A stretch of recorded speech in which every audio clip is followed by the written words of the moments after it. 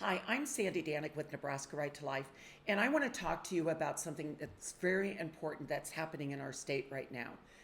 The pro abortion groups, Planned Parenthood, ACLU, and some other abortion advocacy groups in Nebraska have come together to file with the Nebraska Secretary of State an initiative that will be placed on our November ballot that would enshrine abortion in our state constitution up until the point that a child is born.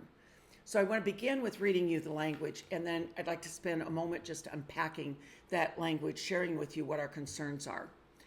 Their language is this: all persons shall have a fundamental right to abortion until fetal viability, or when needed to protect the life or health of the pregnant patient without interference from the state or its political subdivisions. Fetal viability means the point in the pregnancy when, in the professional judgment of the patient's treating healthcare practitioner, there is a significant likelihood of the fetus's sustained survival outside the uterus without the application of extraordinary medical measures. Now, this language on the surface looks like it could be a reasonable measure, but when you're looking at some of the languages is similar to Roe versus Wade, it is very concerning. So why can we say that an abortion can be performed up until the birth of the child? It's because in their language, they first say fetal viability. And that typically in today's technology is about 22 to 24 weeks gestation. However, and that sometimes moves depending upon how technology improves. However, fetal viability, while it might sound somewhat reasonable, certainly not to those of us who are pro-life, but to the average Nebraska citizen, it goes on to say, unless it's for the health of the mother. Now, in Roe versus Wade language, health of the mother can be defined so broadly that it can mean anything. It could be the woman's age, that she's in school, in a career, financially strapped, whatever she decides and the paid abortionist decides is a reason to perform an abortion for the health of the mother. This is why we can say that abortions would be performed in Nebraska up until the point in which the baby could be born. The other concern with fetal viability is the language is so vague, and as I said, it could change and even become at a younger point that a child could survive outside the womb. However, who decides that? Again, it's the paid abortionist that determines if the child is viable or not. And then it goes on to talk about survival outside the womb without extraordinary measures, which could be simply something like oxygen or being in the NICU for only a few days. And they would deem that as not acceptable because the child could not survive without extraordinary measures. Very concerning language. This is so vague, so deceptive. It's why we're talking to you about this so that you can understand this fully. It also begins with all persons, which essentially says to us that children will now be affected. Whereas we have parental consent in Nebraska now, that would be eliminated. And in fact, all the laws that we currently have in place would be eliminated eventually. They would either be determined to be unconstitutional or null and void because their language would take precedence over everything. So things like a ban on dismemberment abortion, a woman's right to know, which gives her all the options, risks, and alternatives, those would all be eliminated. The right to see your baby on ultrasound should you ask for that before an abortion is performed. There's about 16 laws that have been passed in the last 40 plus years that would be wiped out and eliminated. There's also a question mark as to whether we would be forced to fund abortions as well in the state. So one would think this is extreme language that it could not possibly pass in Nebraska. But when you read their language, the vagueness of it causes some people to think that it sounds reasonable.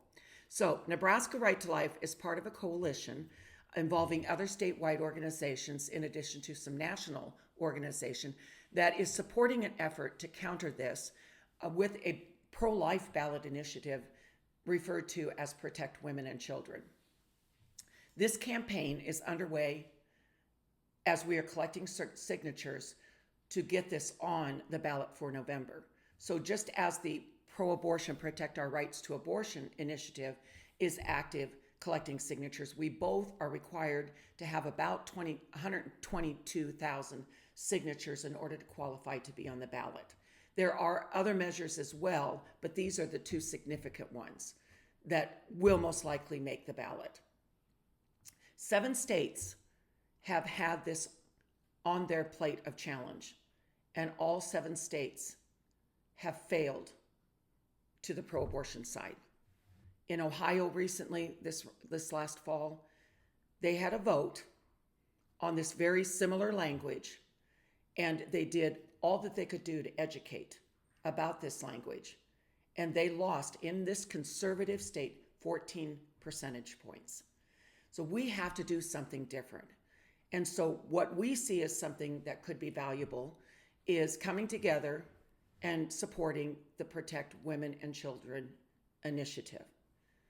So as I said, collecting signatures right now, hopefully reaching the goal by July 3rd being the deadline, so that we will be on the November ballot. Then we will spend the remainder through July up until November 5th is our voting day, educating on the seriousness of this language and why we need to share this with everyone that we can reach, whether it be family, coworkers, friends, your church family, whoever. You need to get the word out about this, because we will be putting out commercials and radio ads and billboards, but their money will be far greater than ours.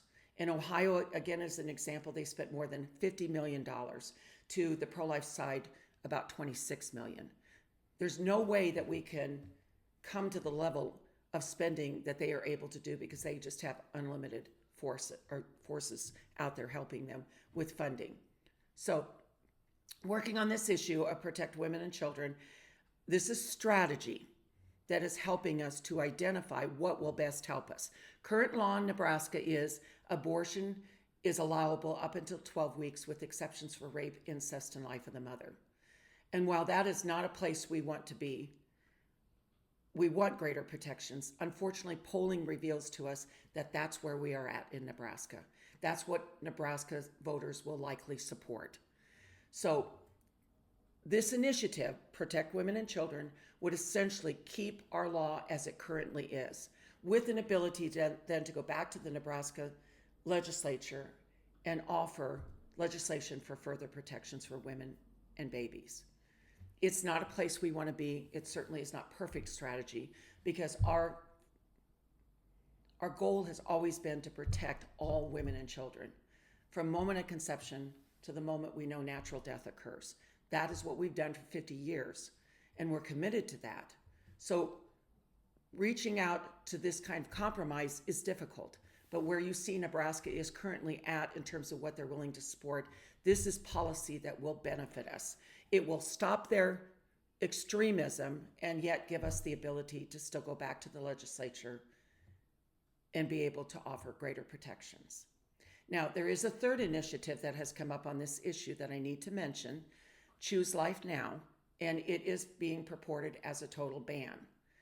And while we all would love to see a total ban happen in our state, unfortunately at this time, there just isn't the funding, the organization, or the time that we may need in order for this group that is sponsoring this effort to accomplish their goal. However, if you are approached by someone to sign a petition for either the Choose Life Now or our petition, Protect Women and Children, you are able to sign both petitions. And should both initiatives make it on the ballot, we work in concert with one another, supporting pro-life language. You can vote for both initiatives. It's not an either or. We should be unified in this. So please know that it is not compromising if you vote for our initiative, and it certainly isn't turning away from our initiative if you vote for the Choose Life Now. So I want to talk to you about the petition. I want to encourage you not only to educate on these issues, but also to encourage petition gathering. As I said, the deadline is July 3rd. We have been collecting throughout the state. Many churches have done signups. We've been at events. Half of the signatures that are to be collected are being collected by volunteers. That's you and me. The other half are coming from paid circulators that you may see in your communities. So this is the initiative, or excuse me, the petition. And this petition has 20 spots on it for people to sign. However, you do not need to complete the entire page. We need help getting signatures. And I'd like to encourage you that if you haven't signed, reach out. We'll help you get an opportunity to sign. But if you're willing, we only are in a few weeks, yes, but you can still be a volunteer circulator. Now, how this happens is that our language is listed on here, and I'm going to read that for you quickly so you know what it is. Amend the Nebraska Constitution to provide that except when a woman seeks an abortion necessitated by a medical emergency or when the pregnancy results from sexual assault or incest, unborn children shall be protected from abortion in the second and third trimesters. So keeping the law in place means abortion would be performed up until 12 weeks currently, but our very high priority is to protect those babies in the second and third trimesters. Because if they are successful in any way with what they're trying to push by doing unfeathered abortion with no restrictions, no oversight, babies in later terms will be killed. And so we're trying to stop that with this language. So with this, the people who sign need to sign for their specific county. So one of the first spots here is what county you're in, and they have to be a registered voter. So then you're going to ask them to complete the rest of the petition, which simply is asking for the date, their signature, print their name, date of birth, and address. What's important is that they write legibly and completely, because we are unable to fill in anything that they may miss. So if they miss their city, state, zip code, we cannot fill that in. So it's uncertain what they do determine to throw out as not valid, but we don't want to run that risk. So it's good if you can oversee people that are signing to make certain that it is complete. Then when you're done with it, you'll see on the bottom of the petition, there is a place for it to be notarized. And this is very important because before you turn these in, they have to be notarized. You cannot sign it unless you're in front of the notary. And most banks will have a notary available for you. So this is how this is going to work. You contact us and we will send you the petitions, or we will deliver them depending upon where you are. If we have to use overnight express, we will bear the cost of that. It's that important. We will get these petitions to you, and then you do what you can. And if you could get them to us as quickly as possible. As I said, the date, they need to be turned in to the Secretary of State is July 3rd, but days before that would be best. The week before that would be best, so that we can process and make sure that we have every signature collected, represented, and counted. If you have further questions, there'll be information for you to contact us. Our contact information will be made available to you. Just reach out. We'll answer your questions. We'll come to your community. We'll talk to your church congregation. We'll do whatever we need to do in order to further this effort so that we can protect women and children.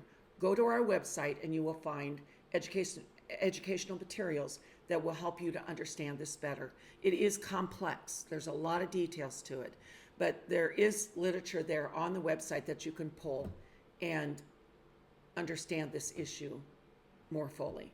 Thank you for your time. I appreciate your consideration. Let us reach out to you and do whatever we can do to help you help us. God bless.